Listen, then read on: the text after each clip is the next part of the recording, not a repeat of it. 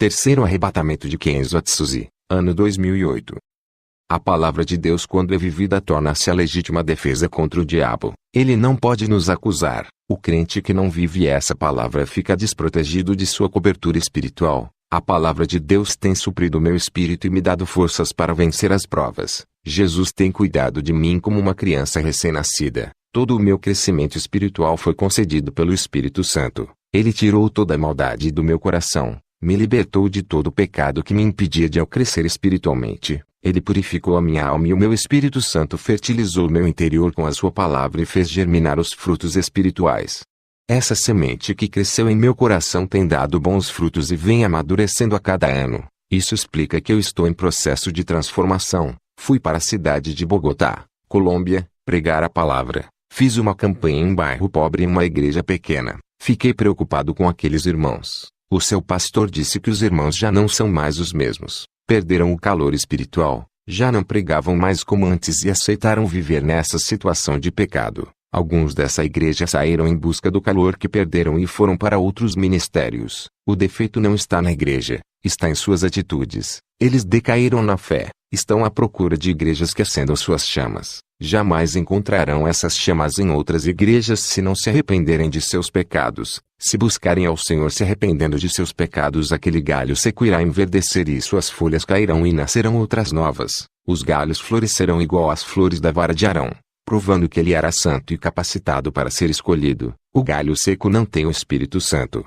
Está sedento de Deus e procura meios para matar essa sede. Não tem consolador que possa encher-te. Está morrendo espiritualmente. Se Jesus é vida, o crente está morrendo. É sinal que ele está longe da fonte da vida que mata a sua sede. Muitos dizem: você não tem medo de ser assassinado por aquilo que fala?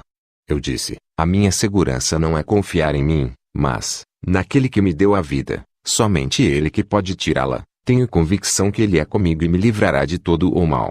Quando terminei de falar, entrou um homem com uma arma na mão e disse: prove que você é de Deus. Morrerá por ele hoje. Se quiser viver, negue o seu Deus. Eu disse: Satanás, escuta aqui. Esse território não é seu. Perdeu. A partir de hoje eu declaro a sua derrota. O rapaz apontou a arma e disse: hoje tu vai morrer.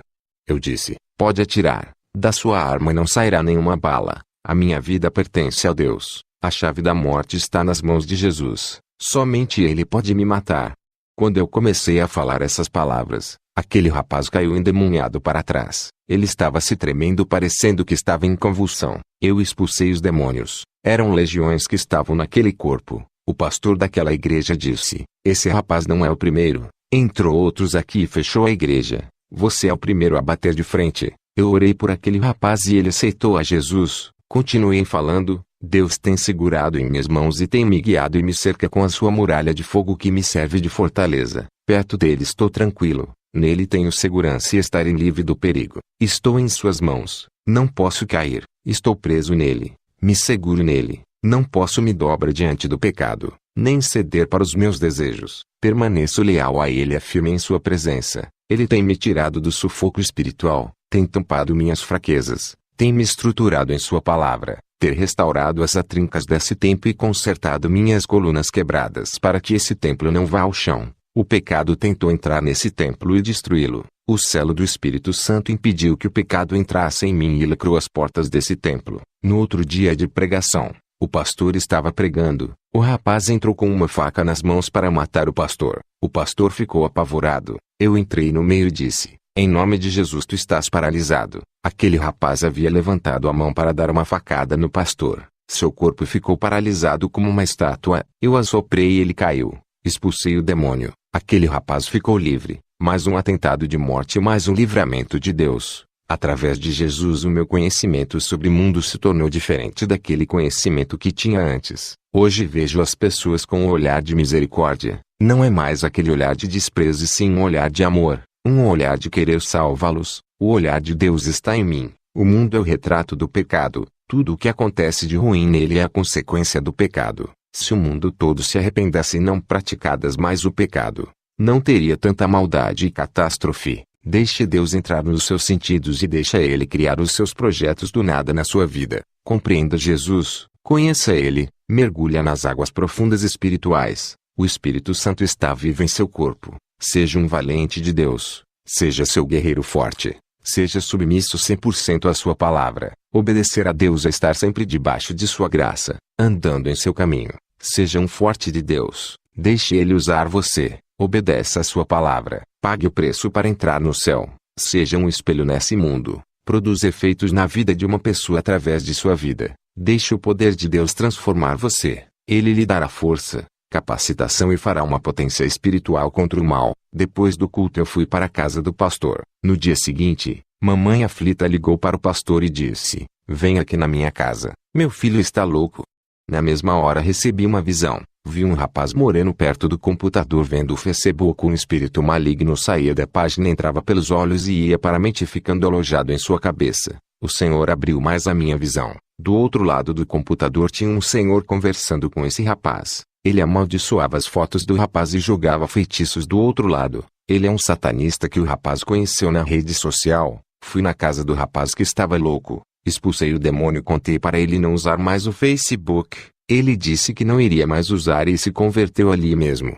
Fui ministrar em outra igreja e foi revelado o estado daquela congregação. A mensagem para aquele lugar foi sobre as paixões do mundo que domina a cabeça. Outros irmãos tomam decisões erradas quando estão nervosos e com o emocional à flor da pele. Tudo isso tira a razão. Deixa eles irracionais, sem equilíbrio mental, indomáveis e explosivos. A oração irá amortecer suas carnes e domar seus corações, controlando seus pensamentos e temperamentos. Muitos ali estavam sendo enganados pelos falsos profetas por não saberem a palavra de Deus. Eles não tinham entendimento da palavra. Eram ouvintes e não praticantes. Eles não deixavam o Espírito Santo lhe usarem. Não deixavam ele comandar a ministração e conduzir. Eu exortei eles a se prepararem, examinarem suas vidas, se corrigirem, obedecer o chamado, não fazer suas vontades e fazer aquilo que Deus quer. Seja um instrumento nas mãos de Deus. Sejam úteis para o trabalho de Deus. É tempo de plantar para Cristo colher os seus frutos. Seja um agente para a execução do trabalho de Deus.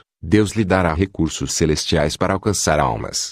Quando a igreja terminou, fui embora para onde eu fui hospedado. Ao chegar lá, cobri o meu joelho. Orei sem cessar até as 4 da madrugada. Senti o meu corpo explodir de unção. Uma eletricidade tomou conta de mim. Caí com o rosto no chão. Meu espírito saiu. O anjo Gabriel desceu até o meu encontro. Ele disse: "Kenzo está preparado para mais uma experiência?"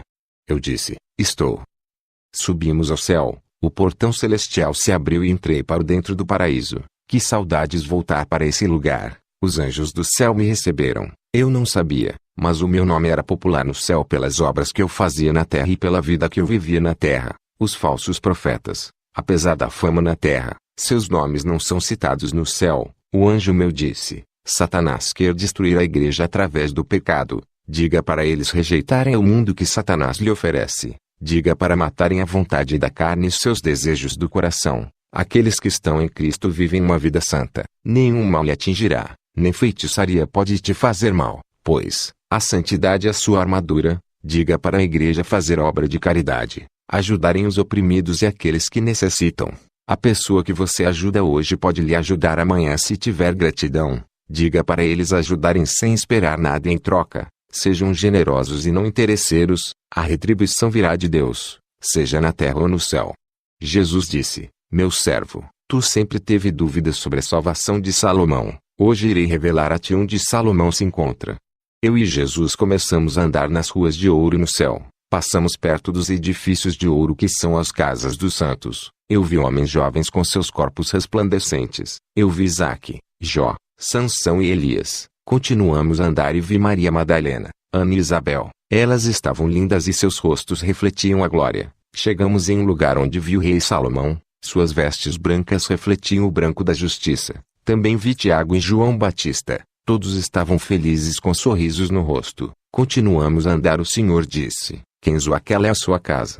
Ao olhar eu vi um grande prédio de ouro. Depois entramos nas salas das coroas. O Senhor me mostrou a minha coroa. Também vi as minhas vestes brancas, a qual eu vou me vestir quando eu for morar lá. Vi os meus galardões que eu juntei na terra através do meu trabalho para Cristo. Jesus me disse: "Estamos em um tempo onde muitos estão famintos espirituais. Eles não sabem como se alimentar e procuram prazeres no mundo e não conseguem suprir suas necessidades espirituais com aquilo que é passageiro. O pecado pode alimentar a carne, não o espírito, e nada adiantará, pois, o meu espírito se alimenta de mim e de minha palavra. Outros procuram falsas religiões e se alimentam de demônios e de pães imundos. Eles bebem das fontes de águas sujas e poluídas. Tudo isso causa mal-estar espiritual. Diga para minha igreja se esforçar na minha doutrina pura e santa, sem contaminação com filosofias vãs e teologias falsas. Muitos bispos e apóstolos tiveram suas mentes cauterizadas pela teologia. Não têm experiência com Deus. Vivem mortos na letra, sem direção da minha verdade. Apenas se baseiam em suas opiniões e pensamentos teológicos diferentes um do outro. Eles procuram a verdade em teologia dos homens. Não procuram a verdade em mim. Eu quero habitar neles através de meu espírito. Esses homens misturam a verdade de Deus com opiniões teológicas. Eles oferecem para as pessoas famintos uma meia-verdade e uma meia-mentira. Eles não procuram ter uma experiência com Deus e estão ligados com o mundo. São apenas estudiosos acadêmicos. Não são praticantes. Conhecem um Deus nos livros de teologia, não me conhecem como pessoa. Ama o mundo e o que nele está. Sua relação com o mundo é tão forte que eles não querem mais largar. Experimentam mais as delícias do mundo e não experimentam o sobrenatural de Deus. O mundo lhe oferece apenas algumas horas de alegria. Tudo é ilusão e passageiro. São armadilhas para a morte. Estão ali amissados como o mundo. São como ratos atraídos pelo cheiro da comida e caem na ratoeira da morte armada por Satanás. Depois eu voltei para a terra e fui para a igreja ministrar. Uma irmã da igreja me pediu para fazer uma visita em sua casa. No outro dia, eu orei pela irmã e disse: eu irei em sua casa fazer uma visita e uma oração. Ao chegar em casa sobreira o meu joelho no chão. O Senhor falou comigo: não vá na casa daquela mulher. Satanás irá usar ela com mentiras para escandalizar o seu ministério. Lembra de José que foi escandalizado pela mulher de Potifar. Essa mulher irá fazer o mesmo contigo. No outro dia não fui para a casa dela. Ela veio me perguntar por que eu não fui. Eu disse que Deus não havia permitido. Quando acabei de ministrar, aquela irmã veio até mim e começou a me seduzir com palavras. Eu repreendi. Ela caiu endemoniada. Ela foi liberta do espírito de sedução. O Senhor Jesus me revelava que o diabo arma ciladas nesse mundo. Ele conhece o ponto fraco de todo mundo. Ele estuda cada pessoa e ataca nas fraquezas. A importância de sermos selados e ter a palavra reinando em nós endurecendo os nossos corações para o pecado. Jesus disse que temos que ser mais ativos espiritualmente. Não podemos baixar a guarda e nem parar de orar. Se vacilarmos nessa reta final, todo o nosso trabalho e nossas obras que concluímos a longo prazo terá sido em vão.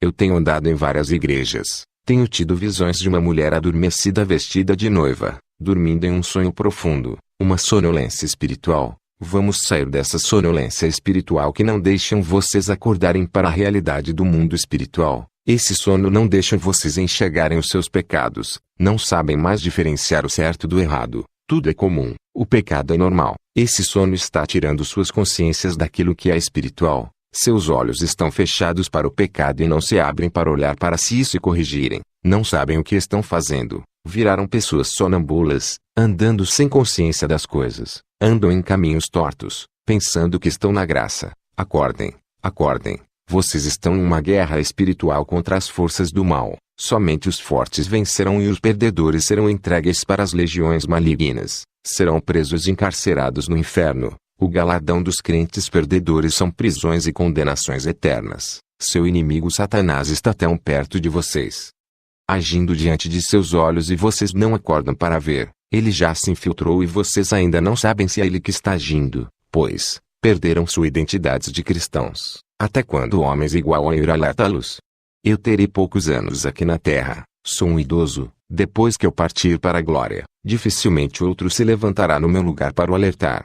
O relaxamento espiritual está entrando, isso abre aberturas no mundo espiritual para os demônios entrarem. Muitos já não ministram como antes. A unção não é a mesma. A sua comunhão com Deus está se rompendo aos poucos. Eles precisam de um renovo espiritual. Busque o avivamento do Espírito Santo. Vejo irmãos abatidos na hora da pregação. Não sentem a alegria de falar de Jesus. Não deixam o Espírito Santo dissipar a tristeza e trazer a alegria. Seus rostos tristes na hora de ministrar revelam seu estado de homens vazios por deixar os seus problemas sufocarem. Eles não deixam seus problemas fora e carregam para os dias de igreja. Não conseguem manter seus semblantes alegres e não transmitem alegria em suas ministrações. Eu não entendo por que não são felizes e alegres. Quando pisam seus pés dentro da casa de oração, vocês têm o privilégio que o povo de Israel não tem. Eles rejeitaram o Messias e vocês pegaram para vocês, e mesmo assim com seus nomes escritos no livro da vida não estão contentes, deixando as provas abafar suas fés.